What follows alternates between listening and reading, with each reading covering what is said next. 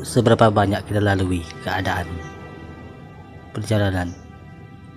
Kadang kita dihadapkan dengan beberapa hal yang merugikan diri kita sendiri.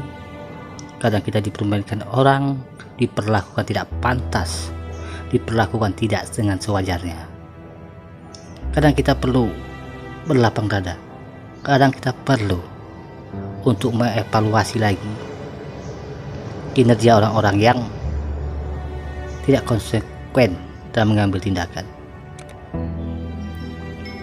Kadang kita tak dihargai, kadang kita dikecewakan, dikhianati. Kadang mereka merasa lebih hebat daripada kita, kadang mereka merasa lebih disaingi, padahal kita hanya memberikan yang terbaik, memberikan introspeksi diri yang terbaik.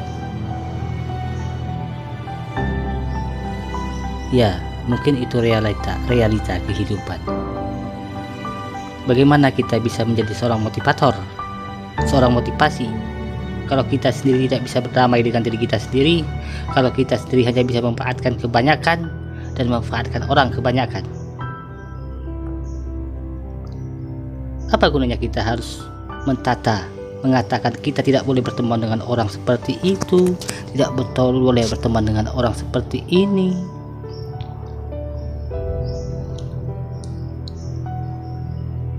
Itu bukan seorang motivasi, bukan seorang motivator.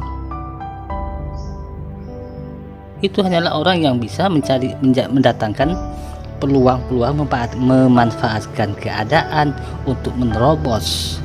Padahal yang mereka sampaikan itu bukanlah ide, bukanlah keputusan yang tepat, bukanlah suatu motivasi, melainkan hanyalah untuk merusak hubungan silaturahmi. Seorang motivator itu dia itu harus bertindak, berbicara sesuai karakter, melembutkan hati mereka yang keras, melunakkan hati mereka yang membatu. Kalau kita lihat, mereka hanya berbicara sedikit-sedikitnya, mereka cuma merendahkan orang lain, membedakan orang lain, membedakan satu sama lain.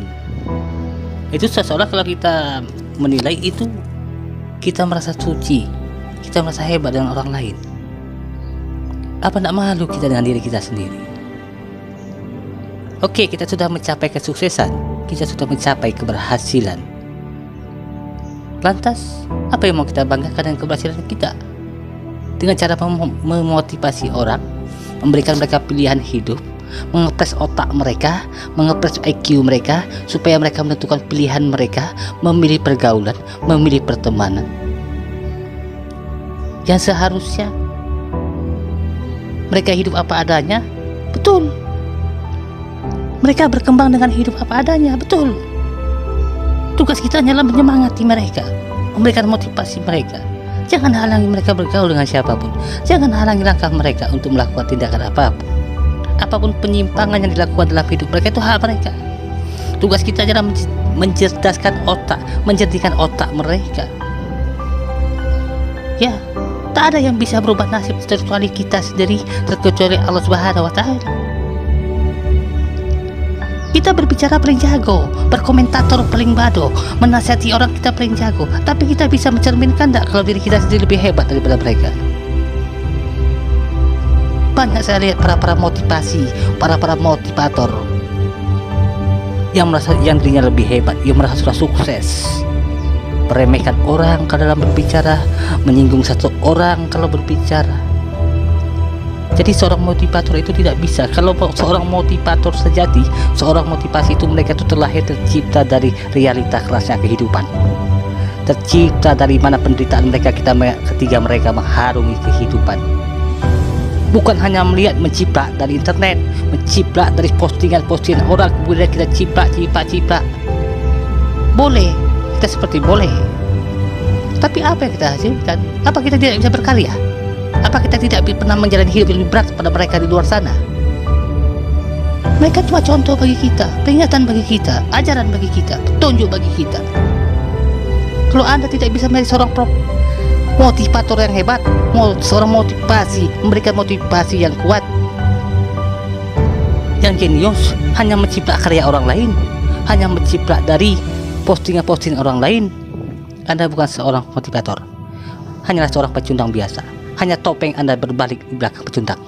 Anda adalah orang ketua di atas pecundang. Anda adalah jenderal di belakang seorang pecundang. Anda mencari makan dengan cara yang tidak wajar.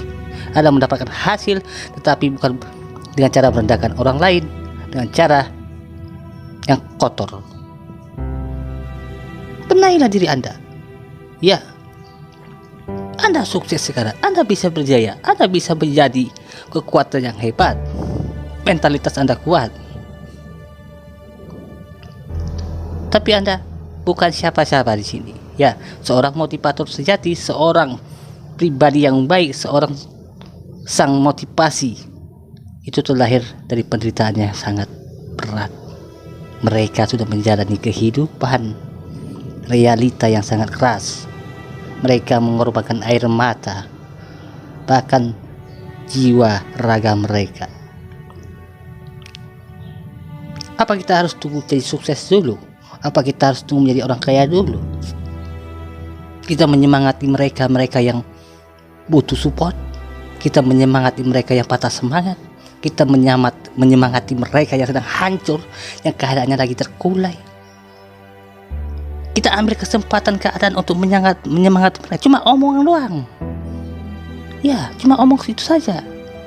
Tapi sesuaikah omongan Anda dengan fakta ketika Anda menjadi seorang motivator? Apakah Anda pernah mengalami nasib seperti itu? Seperti mereka? Itu sama saja Anda dengan orang kebanyakan, memanfaatkan orang kebanyakan. Jadi seorang motivator, seorang motivasi, dia tidak akan berbicara dengan hak orang lain. Dia berbicara dengan pengalaman pribadi. Dia sudah tahu realita kehidupannya sendiri. Dia tahu bagaimana pahit manisnya perjalanan hidupnya sendiri. Dan dia mengetahui bagaimana rasa sakitnya penderitaan yang dia alami dan penderitaan yang mereka rasakan di luar sana. Tak ada yang instan di dunia ini. Janganlah menjadi seorang penjilat.